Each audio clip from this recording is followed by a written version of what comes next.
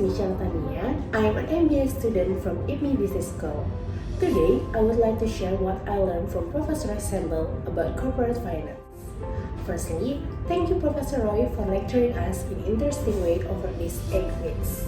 By the end of this class, you need to be able to answer about 80 to 90% of this 40 question, right? Yes, Prof. Right. Now, let me represent information what I knew through the mind mapping regarding corporate finance.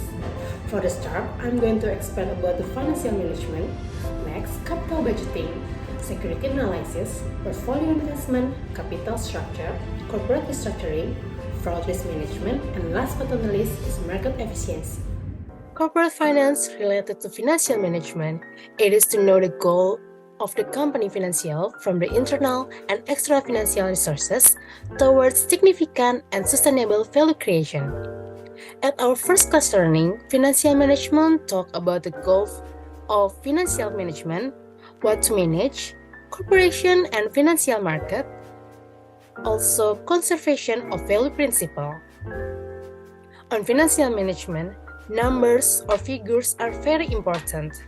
There's 4 goals of financial management such as the basic objective to see the profit and wealth maximization, the operational objective to manage the cash flow, the social objective helps the company to maintain its competitive image in the market, and research objective to identify and learn for better finance of its competitive counterparts. After we know the goal, we need to manage the capital structure by maintaining the debt to equity ratio, then working capital management and asset structure to see the assets. The company also needs to manage the management of revenue, cost, cash flow, company's growth, and financial risk. On value principle of financial management teach us 4 things. Firstly, the core of value is driven by return from the capital and growth cash flow. Second, the conservation of value, where company create the value by arranging the cash flow. Third, expectation treadmill principle, which the higher investor expect company to perform and the share price is growing. Fourth, the best owner principle is business value depends on owner capabilities. Next, principal agent problem is about shareholder and management conflict. What we can learn from principal agent problems are about the conflict of interest, asymmetric information, and the moral hazard. The best way to solve the principal agent problem is to craft the right incentive for the agents, and this incentive should align with the rewards and punishment that impact human behavior. The implementation of good corporate governance principle is necessary to make the company survive and be resilient in facing the competition. Good corporate governance, or known as GCG, is expected to be a better analyze the company in achieving the vision, mission, and goals by implement using these 5 principles. Next, I have learned about the process of a business undertakes to evaluate potential major projects or investment as known as capital budgeting. There are several methods on capital budgeting as internal rate of return or IRR, payback period, net present value or NPV, and profitability index. By doing capital budgeting, we can estimate the operating and implementation cost of security analysis, however, is difficult to read, and we have to invest in knowledge to begin with. Security analysis divided to 2 parts, the fundamental and technical analysis. The fundamental regarding to the market, economic or industry analysis. For the end result, we can check the financial statement healthy or not using the financial ratio analysis.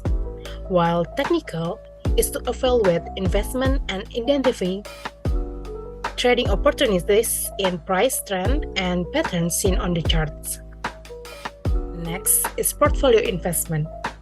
On the first week, Prof. Roy gave us 1 billion rupiah to invest. After 2 months we checked the report, we learned that our investment is about profit or loss. Depends on the risk we took and the return we got. Low risk, low return, and high risk, high return. There must be risk in every instrument we took, but with diversification can significantly reduce the risk. In short term, investment that fluctuating market is affected by investor sentiment. In the long-term investment, we should invest with the familiar industry to minimize the loss. Capital structure. Capital structure theory refers to the specific mix of debt and equity used to finance a company, assets, and operations. Company must trade off this benefit against the increased financial risk associated with higher debt levels. Corporate restructuring means rearranging business of a company for increasing its efficiency and profitability. Restructuring is a method of changing the organizational structure in order to achieve the strategic goals of the organization. We can learn the corporate restructuring from the event analysis, where the company tried to overcome a financial distress while transforming the business. Not only the operation restructuring, but also the asset. Next, fraud risk management. Fraud risk is the possibility of any unexpected loss. It can be financial, reputation, material, or due to the fraudulent activity by an internal or external actor. If any fraud or indicates a violation of code of conduct, regulations, and legal provisions happens within the company, anyone can report the material as a commitment to implement the GCG in the company. Last, about the corporate finance in this mind mapping is market efficiency. Market efficiency is about prices. How well current price reflect all available relevant information about the actual value of the underlying assets. There's three forms of efficiency: weak from capital market, semi-strong where current price reflect all publicity, and strong market where current price reflect both public and private. As a Prof mentioned before, market efficiency is a spectrum. It's not the yes or no, either black or white answers. No gray area on market efficiency. That's all what I have learned from Professor Sembel about corporate finance. And one thing that Prof Roy always told us is, it's okay to make a mistake and no one's perfect. Just do your best. So thank you guys for watching my video. Hope you enjoy it.